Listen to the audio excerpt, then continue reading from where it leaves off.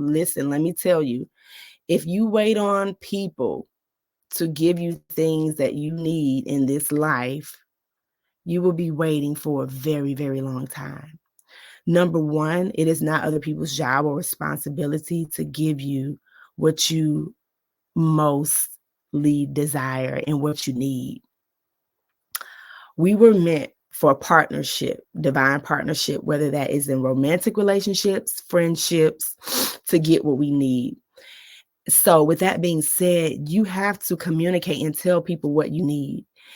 And that was the first thing on her journey. She learned to communicate what she needed. She knew she needed to travel to Italy. So she communicated to her family, to her friends, like, hey, this is not what I want. This is what I need. And I'm going to go after it. So that's the first thing that I took away from this movie and Eat, Pray, Love. When she goes to Italy, she's filling herself up on food. She doesn't care how much she weighs in the end. She even meets another young woman that's over there, that's been over there and learning the language.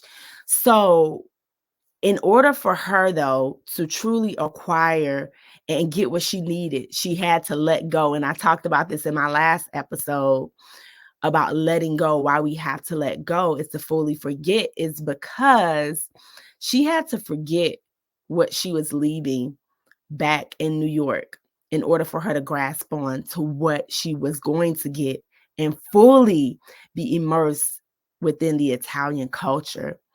The food that she was going to eat, the people that she was going to meet. Think about if she would have just went there and said, I'm going to stay in this little apartment and I'm not going to fill myself up. I'm going to block myself out. So the reason why we have to know what we need and forget the past in order to step into the future, we have to know that better is ahead. And we have to be able to and willing to let go of the past in order to step into our future. And so that's what Liz did. She went to Italy, knowing that there was something greater, knowing she took the risk, first of all, knowing that she had to get better in order for her to get better and to be in search of this love that she desired and this experience. She knew she had to let things go. So again, letting things go is a part of your journey, is a part of your self-care. Okay. And if you have issues with that, go back to my last podcast episode and I talk about that. So learning to let things go. You deserve to be filled.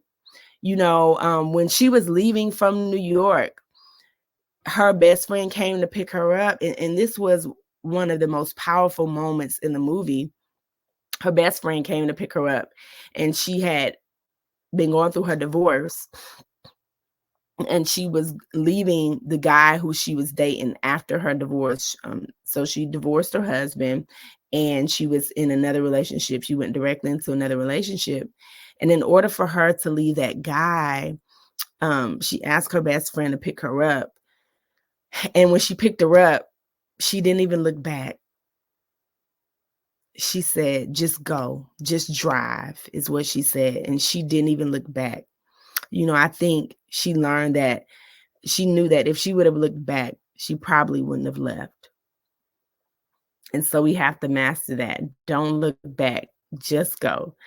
Keep going, and listen, life is about balance, right? And I believe in this movie, Julia Roberts learns balance. She learns how to navigate the circumstances of life in transition, from going from one situation to the next. So from going to her divorce to back dating, and then also from leaving her boyfriend at the time and going into a whole nother world, that took a lot of bravery. It took courage. And so we too have to have courage. We too have to be brave, because change, again, it's not comfortable.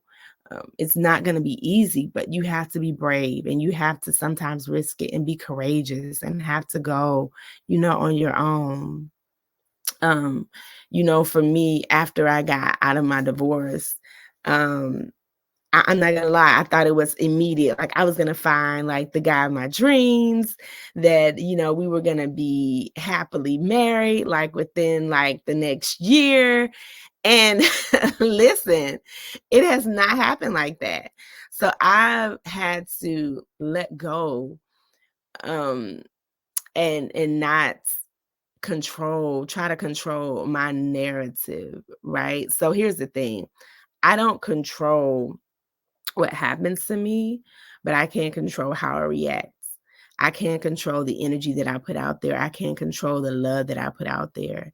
It is my goal for, again, in my presence, if people are in my presence, that they feel loved, that they feel seen, that they feel heard. And so I know that truly, that's the goal. So every day I'm asking God, like, hey, what can I do to be better? How can I become the most authentic version of myself so that people are getting the best version of myself? And I've realized that, I desire a love, who again can see and love me authentically, and it can be patient with me, through all, transitions in my life. And I've just had to learn to let go. Like, hey, that love may not be right now. And it's okay, because it's working. Everything is working for my good, right? I never wanted to be walking through this period of my life alone. I've always wanted to experience life, with someone and growing with someone. And who's to say that that's not still to happen? But I just know that there are certain things in life, um, that, people can choose to walk with you, or they can choose not to walk with you, and it's the choice. And that's what love is. Love is giving people choices. If it doesn't work for you, it just doesn't work for you. That's fine. And if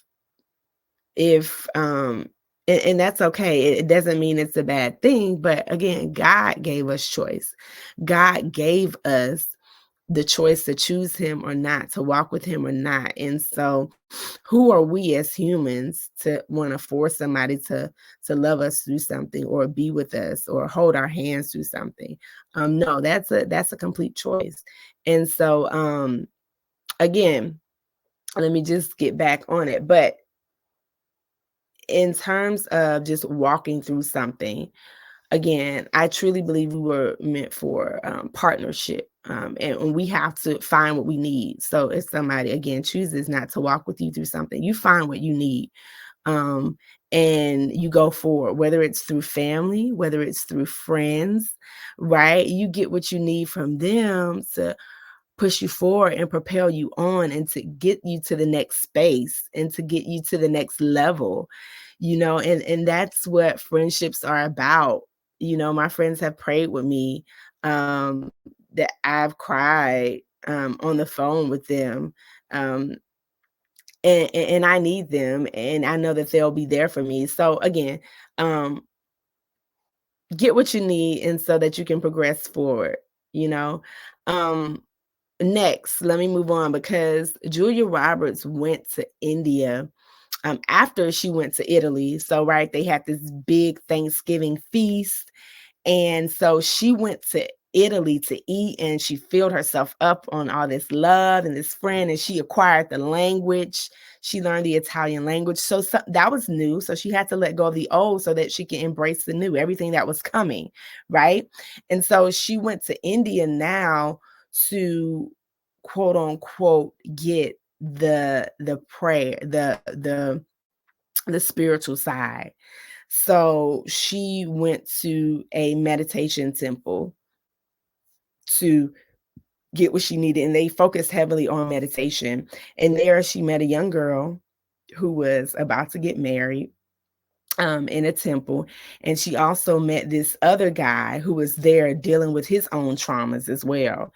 And he told her when she first got there, that gentleman, he said, you got a lot on your mind. Like, you need to quiet and silence your mind. And number one, you have to forgive yourself, because she was trying to say that she wanted her ex-husband to forgive her. But he's like, forget that. You got to forgive yourself, and let go of the things that you've been holding on to. And then you can try to get all that stuff out of your mind. And so that was so powerful when he said that.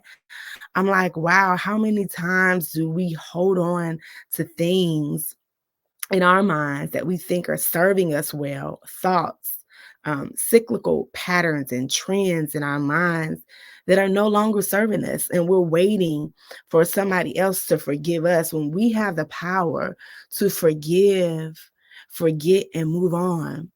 So I want to just speak to you right now. If you're waiting for somebody to forgive you, or if you're waiting, to hear, I forgive you, if you're waiting on somebody, no, you have to do the forgiving. You have to do it first. So you do it, right? In order to release yourself, forgive that person for what they did to you. Forgive them for what they said to you. Heck, most of the people that do things to us, they're in trauma. They're in trauma themselves. So we have to forgive and release and let go.